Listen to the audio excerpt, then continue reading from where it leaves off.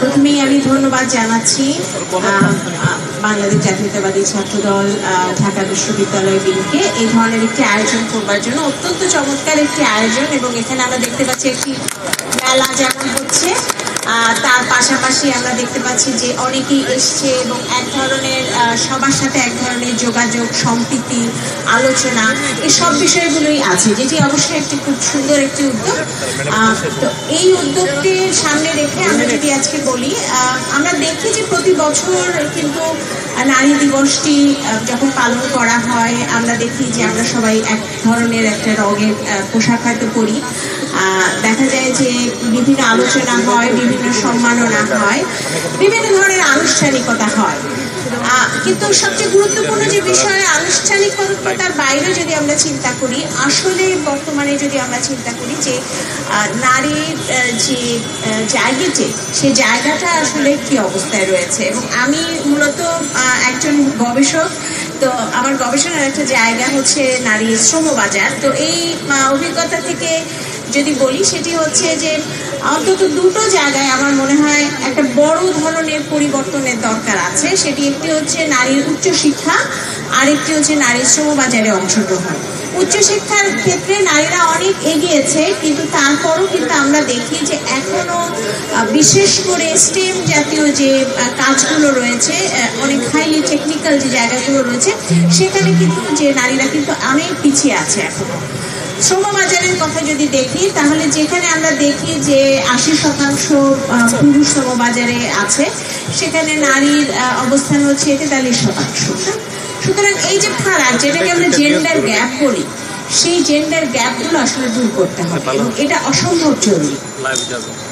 তবে এখানে একটা আশার কথা আছে, সেটা হচ্ছে ঢাকা বিশ্ববিদ্যালয়ে আমাদের একটা আশার জায়গা। কারণ ঢাকা বিশ্ববিদ্যালয়ে আমরা কিন্তু গতবার দেখেছি যে নারীদের যে এনরোলমেন্ট, অ্যাডমিশনে আমরা দেখেছি সেটা কিন্তু 50% উপরে নারীরা ছিল।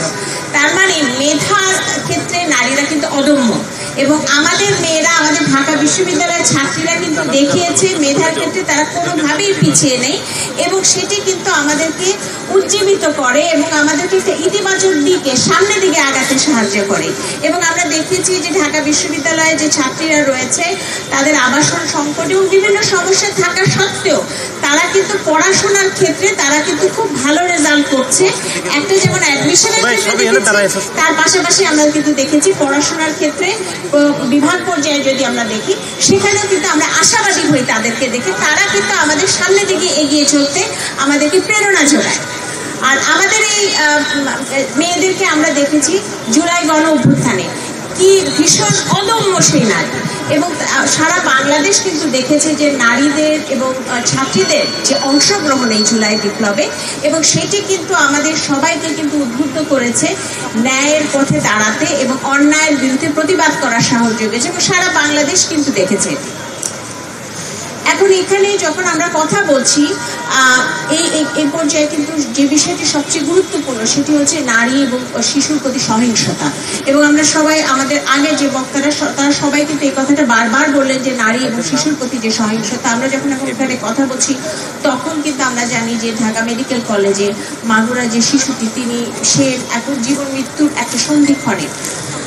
মূলত এই ধরনের কিছু বিষয় আছে যেখানে দল মত সেটি কোনো ব্যাপার না। এই ধরনের বিষয় আমাদের সবাইকে এক থাকতে হবে। আমরা জুলাই গণঅভ্যুত্থানে দেখেছি দল মত নির্বিশেষে একতার যে শক্তি, এবং এই একতা কিন্তু আমাদের দেখা দরকার, আমাদের থাকা দরকার এই ধরনের বিষয়গুলোতে। এই ধরনের বিষয়গুলোতে মূলত জিরো টলারেন্স থাকা দরকার নারীর প্রতি এবং শিশুর প্রতি সহিংসতার কথা আমরা যখন বলি। আর আরেকটি বিষয় জরুরি, যে এই বছর আমরা যখন বলছি, তখন এই বছরে বলা হচ্ছে যে মূল বিষয়টি, প্রতিপাদ্য বিষয় হচ্ছে যে অধিকার, সমতা এবং এম্পাওয়ারমেন্ট।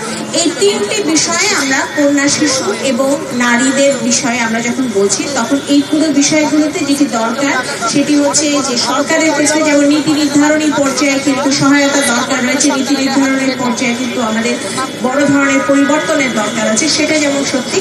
এর পাশাপাশি যেটি দরকার সেটি হচ্ছে যে আমরা সবাই যে জায়গাতেই থাকি না কেন, আমরা সেই জায়গাটাতে থেকে আমাদের কিন্তু একটা ন্যায্যতার ভিত্তিতে যে সমাজ, সেই সমাজ গঠন করার চেষ্টা করতে হবে। আমাদের জুলাই বিপ্লবের যে স্পিরিট, সেটা কিন্তু ছিল মূলত আসলে একটা বৈষম্যহীন সমাজ গড়া। এবং এই যে বৈষম্যহীন সমাজ গড়ার কথা যখন আমরা বুঝি, সেই স্পিরিটটাকে যদি আমরা ধারণ করি, তাহলে আমাদের সবাইকে যে জায়গায় আছে না কেন, নারী পুরুষ নির্বিশেষে আমাদেরকে আসলে এই বৈষম্যহীন ন্যায্যতার ভিত্তিতে এবং সমতার ভিত্তিতে যে সমাজ, যেখানে নারী পুরুষ সবাই নিরাপদে থাকতে পারে এবং নিরাপদে তাদের নিজ অবস্থানে নিজের অধিকার সুনিশ্চিত করতে পারে, সেই সমতার ভিত্তিতে সমাজ গড়ার জন্য আমাদের সবাইকে কাজ করতে হবে। সবাইকে অসংখ্য ধন্যবাদ এবং আন্তর্জাতিক নারী দিবসের শুভেচ্ছা।